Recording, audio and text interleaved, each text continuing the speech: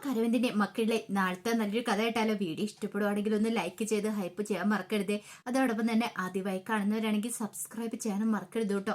അങ്ങനെ ഒടുവില് രാഗിണിയോട് ജയപാലൻ പറഞ്ഞു, മോള് വിഷമിക്കൊന്നും വേണ്ട, ധൈര്യമായിട്ടിരിക്കുക. ആ നിവിന് ഒരു കാരണവശാൽ കാവേരിയുടെ പിന്നാലെ പോകാതിരിക്കാൻ വേണ്ടുന്ന പണികളൊക്കെ ഞാൻ ചെയ്തോളാന്ന് പറഞ്ഞു. അല്ല, അച്ഛൻ എന്ത് ചെയ്യാൻ പോവാ? എന്ത് ചെയ്യണമെന്ന് എനിക്കറിയാം, അത് വേണ്ട പോലെ ഞാൻ ചെയ്തോളാം. അച്ഛൻ എന്താ അവനെ കൊല്ലാൻ വേണ്ടി പോവാണോ? അവൻ ചത്താൻ നിനക്കെന്താ? നിന്നെ ഇഷ്ടമില്ലാത്തവനല്ലേ അവന്? കാവേരിയുടെ പിന്നാലെ നടക്കുന്നവനല്ലേ അവൻ? ചാകുവോ ജീവിച്ചിരിക്കുവോ എന്ത് വേണം ചെയ്യട്ടെ. മോള് ഫുഡ് കഴിച്ചിട്ട് കിടന്ന് ഉറങ്ങാൻ നോക്ക്. അതും പറഞ്ഞുകൊണ്ട് ജയപാലൻ അങ്ങോട്ട് ഇറങ്ങിപ്പോയി കഴിഞ്ഞപ്പോഴത്തേനും ഭയങ്കര ടെൻഷനായിപ്പോയി രാഗിണിക്ക്. കാരണം അച്ഛനൊരു കാര്യം തീരുമാനിച്ച എന്താവും എന്നുള്ള കാര്യം അറിയാം. ജയപാലൻ പുറത്തേക്ക് ഡ്രൈവറോട് പറഞ്ഞു വണ്ടി എടുക്കടാന്ന് പറഞ്ഞു. അങ്ങനെ ജയപാലൻ നേരെ പോന്ന നിവിൻ താമസിക്കുന്നിടത്തേക്കാണ്. അവിടെ ചെന്ന് കഴിഞ്ഞപ്പോ തന്നെ നിവിന്റെ കൂട്ടുകാരനെ ഫോൺ വിളിച്ചോണ്ട് സിറ്റ് ഔട്ടിലുണ്ടായിരുന്നു. അവനെ കണ്ടു കഴിഞ്ഞപ്പോ തന്നെ ചോദിച്ചു, എന്തിയാടാ നിന്റെ കൂട്ടുകാരൻ എന്തിയെന്ന് ചോദിച്ചു. അവൻ എത്തിയിട്ടില്ല. അല്ല, അവൻ എവിടെയാന്നും അല്ല അറിയാവോ? അറിയില്ല, അവൻ വന്നോണ്ടിരിക്കുവാന്ന് പറഞ്ഞ് വിളിച്ചിട്ടുണ്ടായിരുന്നു, ഇപ്പൊ തന്നെ എത്തുമെന്ന് പറഞ്ഞു.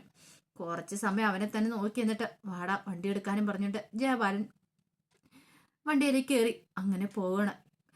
കുറച്ച് ദൂരം ചെന്ന് കഴിഞ്ഞപ്പോഴത്തേനും ആ കാഴ്ച കാണുന്നത് നിവിൻ അവിടെ ഫോൺ വിളിച്ചുകൊണ്ട് നിൽക്കുന്നുണ്ട് റോഡ് സൈഡിൽ.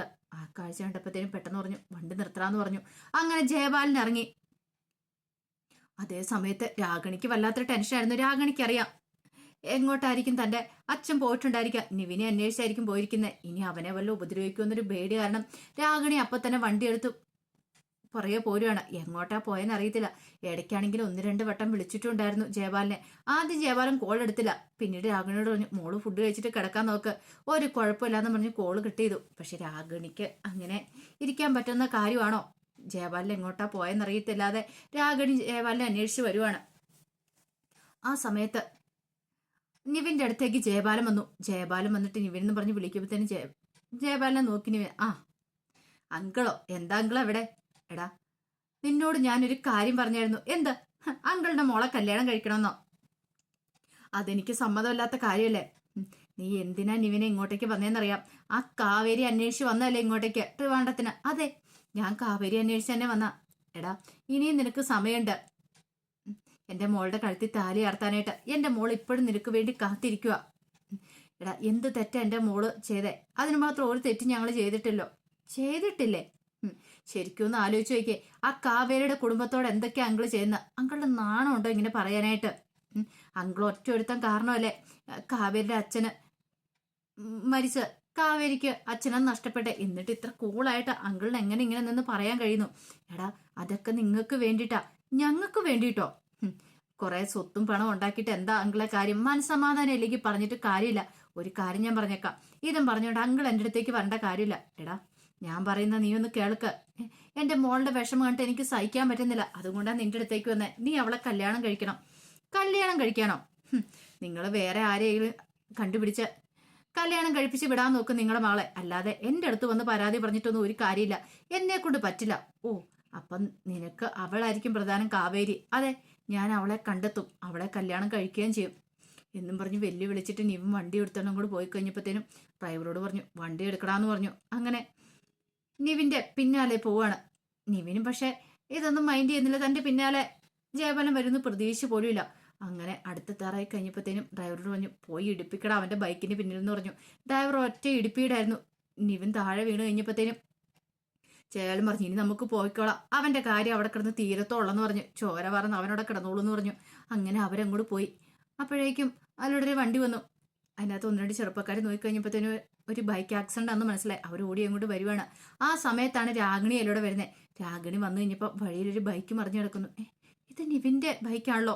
പെട്ടെന്ന് രാഗിണി കാർ നിർത്തി ഇറങ്ങി നോക്കി കഴിഞ്ഞപ്പോൾ നിവിൻ ബോധമില്ലാതെ കിടക്കുന്ന ആക്സിഡന്റ് പെട്ട് 1-2 ചെറുപ്പക്കാരും അവിടെ നിൽപ്പുണ്ട്. അവർ പറഞ്ഞു ഇപ്പൊ തന്നെ നടന്നേണ്ട ആക്സിഡന്റാ, ആരോ ഇടിച്ചിട്ടിട്ട് പോയതാന്ന് തോന്നേ, എന്താ ഏതെന്നും അറിയില്ല എന്ന് പറഞ്ഞു.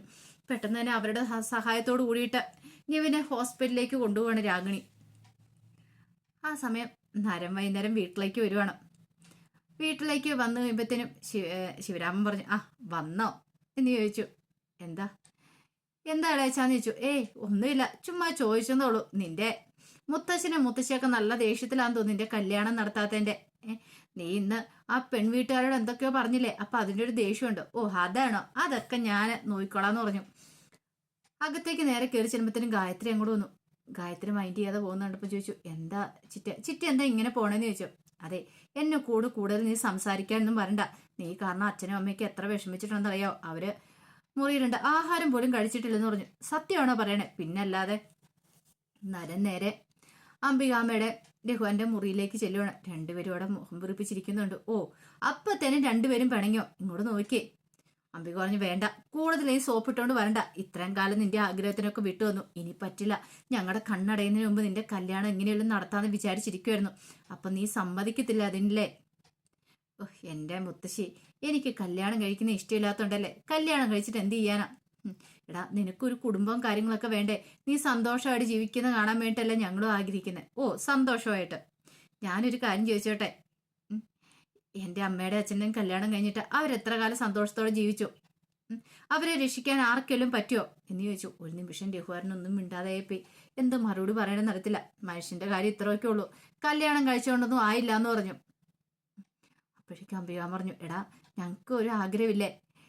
ഒരു പക്ഷെ നാളെ എനിക്ക് എന്തെങ്കിലും സംഭവിച്ചു പോയിട്ടുണ്ടെങ്കിൽ എൻ്റെ മനസ്സിലൊരു വേവലാതിയായിരിക്കും. നിനക്കൊരു കൂട്ടുണ്ടെങ്കിൽ എനിക്ക് പ്രശ്നമില്ല. നാളെ എന്തായി തീരുമെന്നോർത്ത് അതെന്ന് പറഞ്ഞാൽ നിനക്കും മനസ്സിലാവത്തില്ല. ഓ, എൻ്റെ മുത്തശ്ശി ഇങ്ങനെ ടെൻഷൻ ആവാതെ. അപ്പോഴേക്കും ഗായത്രി വന്നിട്ട് പറഞ്ഞു, അമ്മ എന്തെങ്കിലും ഇത്തിരി ആഹാരം കഴിക്കുക. വേണ്ട, എനിക്ക് ആഹാരമൊന്നും വേണ്ടാന്ന് പറഞ്ഞു. രഘുവരനും അത് തന്നെ ആവർത്തിക്കുകയാണ്. അപ്പോഴേക്കും ഗായത്രിയോട് നരൻ പറഞ്ഞു, ചിറ്റ ഒരു കാര്യം ചെയ്യാം, ആഹാരം കൊടുത്തോളാം, ഞാൻ കൊടുത്തോളാന്ന് പറഞ്ഞു. ഗായത്രി അകത്തേക്ക് അങ്ങോട്ട് പോയി കഴിഞ്ഞപ്പോഴത്തേനും ശിവരാജൻ പറഞ്ഞു, ഇനിയിപ്പോ വാരി ഊട്ടാനായിട്ടായിരിക്കും. അതിന് ശിവേണ്ണ എന്തേലും ചെയ്യട്ടെ. ശിവേണ്ട മനസ്സിലിരിപ്പ് എന്താന്ന് എനിക്കറിയാം. അവന്റെ കല്യാണം നടക്കാതിരിക്കാൻ വേണ്ടിട്ടല്ലേ ശിവേണ്ണ ആഗ്രഹിക്കുന്നത്. അത് മനസ്സിൽ വെച്ചാൽ മതി എന്ന് പറഞ്ഞു. അങ്ങനെ ഗായത്രി ആഹാരം എടുത്തോണ്ട് വന്നു കഴിഞ്ഞപ്പം നരൻ പറഞ്ഞു, അതെ, ഞാൻ വാരിത്തരും, രണ്ടുപേരും കഴിച്ചോണെന്ന് പറഞ്ഞു. ഞങ്ങൾക്ക് വേണ്ടാന്ന് പറഞ്ഞു രഘുവരൻ. അതൊന്നും പറഞ്ഞിട്ടൊന്നും ഒരു കാര്യമില്ല, മരുന്ന് കഴിക്കുന്നല്ലേ, ആഹാരം കഴിച്ചിട്ട് കിടന്നാൽ മതി. പിന്നെ കല്യാണത്തിന്റെ കാര്യം അതൊക്കെ നമുക്ക് നോക്കാം. ഇപ്പൊ സമാധാനത്തോട് രണ്ടുപേരും കൂടെ ഫുഡ് കഴിക്കുക എന്നൊക്കെ പറഞ്ഞുകൊണ്ട് ഒന്ന് സമാധാനിപ്പിച്ച് അവരെ ഒന്ന് സോപ്പിട്ട് ആഹാരം വാരി കൊടുക്കുകയാണ്. അംബികാമ്മയുടെ കണ്ണൊക്കെ നിറഞ്ഞു വന്നു, അംബിക മുത്തശ്ശിയുടെ. കാരണം നരനെ അവർക്ക് അത്രയ്ക്ക് ഇഷ്ടമാണ്. അതുകൊണ്ടാണ് എത്രയും പെട്ടെന്ന് നരന്റെ വിവാഹം നടത്തണം. ജീവിച്ചിരിക്കുമ്പോൾ തങ്ങൾക്ക് ഒരു പക്ഷേങ്കിൽ ഇനി എത്ര കാലം ഉണ്ടാവുമെന്ന് പറയാൻ പറ്റില്ല. അതിനു മുമ്പ് നരന്റെ കല്യാണം കാണണമെന്ന് അവർക്ക് ആഗ്രഹം ഉണ്ടായിരുന്നു. ഈ സമയത്ത് കാവേരി ഭയങ്കര ടെൻഷനോട് കൂടിയിട്ടാണ് ഹോസ്പിറ്റലിലേക്ക് വരുന്നത്. കാരണം ബില്ല് അടയ്ക്കണം, അതിന് പൈസയും കാര്യങ്ങളൊന്നും ഇല്ല. ഇനി എവിടെ പോയി പൈസ ഉണ്ടാക്കുമെന്ന് പോലും അറിയത്തില്ല. എന്ത് ചെയ്യണമെന്നൊരു ഐഡിയ ഇല്ല. അങ്ങനെ നേരെ റിസപ്ഷനിലേക്ക് വന്നു. അപ്പോഴേക്ക് റിസപ്ഷനിലെ പെൺകുട്ടി ചോദിച്ചു, അല്ല, ക്യാഷ് അടച്ചില്ലെന്ന് ചോദിച്ചു. ഇല്ല മാഡം, അതിന് കുറച്ച് സമയം കൂടെ വേണ്ടി വരുമെന്ന് പറഞ്ഞു. അതെ, ക്യാഷൊക്കെ അടയ്ക്കാം, പക്ഷേങ്കിൽ പ്രൊസീജിയേഴ്സും കാര്യങ്ങളും തുടങ്ങാൻ പറ്റുമോ? അത് പറ്റില്ല, ക്യാഷ് അടച്ചു കഴിഞ്ഞാൽ മാത്രമേ പ്രൊസീജിയേഴ്സ് തുടങ്ങുള്ളൂ എന്ന് പറഞ്ഞു. ഇവിടെ അങ്ങനെയാന്ന് പറഞ്ഞു. ഇവിടെ എന്നല്ല, എല്ലാ ഹോസ്പിറ്റലിലും അങ്ങനെയൊക്കെ തന്നെയാണ്. അല്ല, അതിനു മുമ്പ് തുടങ്ങാൻ പറ്റില്ലേ? ഇല്ല എന്ന് പറഞ്ഞു. നിങ്ങൾ എത്രയും പെട്ടെന്ന് തന്നെ ക്യാഷ് അടയ്ക്കാൻ നോക്ക്. ആ കുട്ടിയുടെ കണ്ടീഷന് ഇത്തിരി മോശമാണ്, അതിനി ഇങ്ങനെ വെച്ചോണ്ടിരുന്നിട്ടാണെങ്കിൽ സർജറി മുടങ്ങിയിട്ടുണ്ടെങ്കിൽ എന്നൊക്കെ പറഞ്ഞുകൊണ്ട് അവരങ്ങോട്ട് പോയി. കാവേരിക്ക് എന്ത് ചെയ്യണമെന്ന് അറിയത്തില്ല, ആരോട് ചോദിക്കണമെന്ന് പോലും അറിയത്തില്ല. ഇങ്ങനൊരു സാഹചര്യത്തിൽ എവിടെ പോയി ചോദിക്കാനായിട്ടാ? ഒന്നും രണ്ടും അല്ല, ലക്ഷങ്ങൾ വേണം. കിട്ടിയ പൈസയാണെങ്കിലോ അത് ഉതകാതെ പോകുകയും ചെയ്തു. അതിനി എങ്ങനെ കിട്ടുമെന്ന് പോലും അറിയത്തില്ല. അപ്പം അതിൻ്റെ ടെൻഷനിലായി പോയി കാവേരി. അപ്പം അതിൻ്റെ കഥകളൊക്കെ നമ്മൾ കാണാൻ പോകുന്നത്. ആ വിശേഷങ്ങളൊക്കെ നമുക്ക് എല്ലാവർക്കും കാത്തിരിക്കാം കേട്ടോ. ഒരിക്കൽ കൂടി എല്ലാവർക്കും ശുഭരാത്രി നേർന്നുകൊണ്ട് നിർത്തുന്നു.